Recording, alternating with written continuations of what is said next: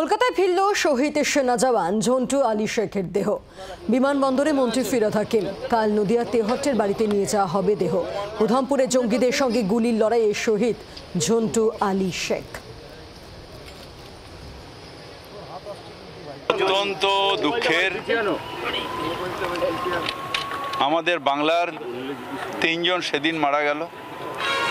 আজকে আমাদের বাংলার ছেলে দেশের স্বার্থে ঝন্টু আলী প্রাণ দিল। আরেকজন বাংলার ছেলে বিএসএফে তাকে পাক সেনা অপহরণ করলো। অর্থাৎ আমাদের বাংলার বাঙালির ছেলেরা তারা দেশের জন্য বরাবর প্রাণ দিচ্ছে।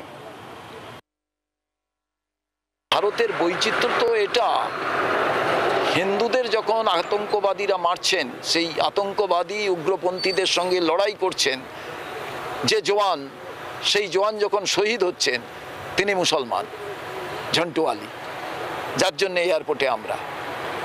এই বহুত্ববাদী তো ভারতের সবথেকে বৈচিত্র্যের জায়গা, এই জন্য তো গণতন্ত্রের জায়গার নাম ভারতবর্ষ।